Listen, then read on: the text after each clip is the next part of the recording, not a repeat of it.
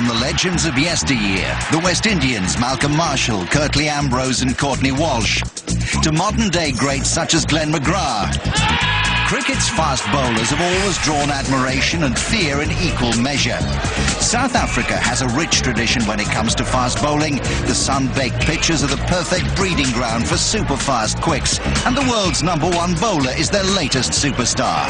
It is a great honour. There's a lot of great players out there, and to win it, in such a short space in my Test career, I was very privileged. Almost a humbling feeling because I played against some of the greatest players in the world, and to get an accolade like that is it's very great. From where I come from and what I've achieved so far, I'm very proud. We caught up with Dale Steyn and his teammates as South Africa prepared for the recent Test series with England. For Steyn, it was the perfect opportunity to show that his international career had come full circle. In 2004, less than a year after making his first-class debut, he was called up to the South Africa side as a raw 21-year-old for the home series with England. But it was a far from glorious introduction. South Africa lost the series, and Steyn subsequently spent 2 years in the international wilderness. I think the occasion gets the better of you sometimes, you start kissing the badge and things like that. You're young and you see other players doing it, and the hype does get you. It was fantastic for me, but as I've grown and I've played a lot more cricket, I've started to realise that my skills are the most important as apart from what my emotions are. Time away from the national setup gave Steyn the opportunity to work on his game, and he was a more rounded bowler when he was recalled to the side in 2006. Steyn repaid the selectors' faith in him by producing the first 5-wicket haul of his Test career, as he helped South Africa rout New Zealand in the first Test at Centurion. He continued his impressive progress, taking 10 wickets in 3 Tests against India and Pakistan in 2007, and picked up 3 Man of the Series awards that year.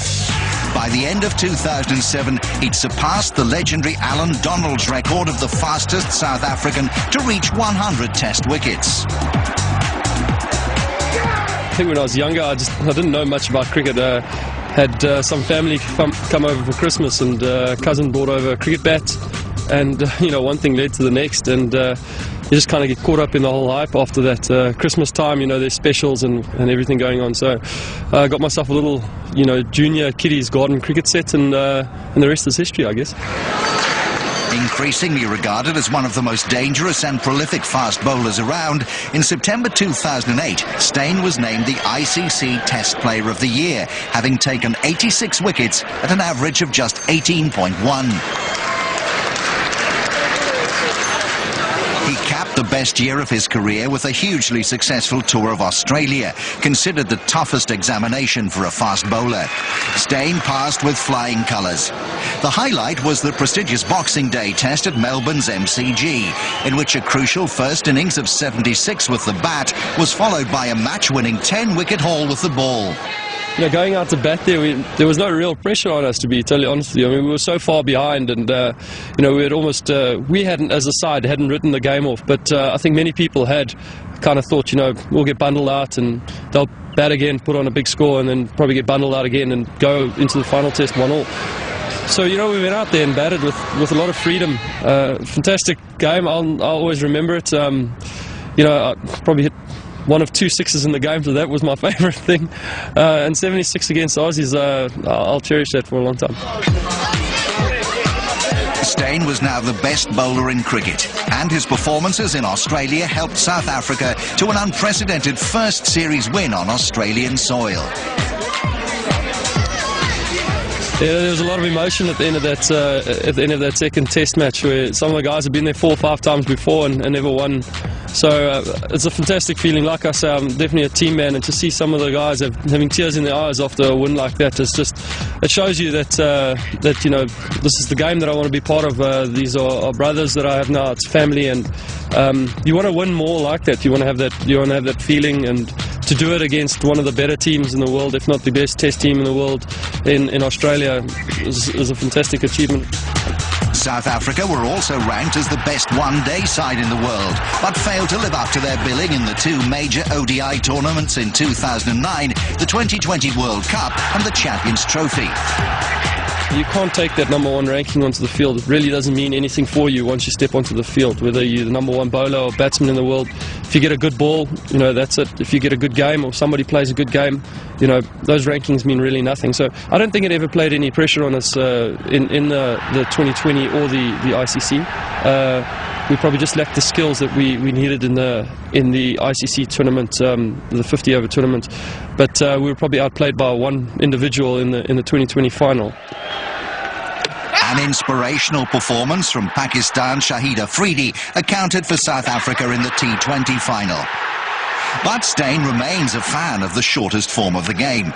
The new format has revolutionised the sport, bringing in millions of pounds through sponsorship money and creating a whole new fan base.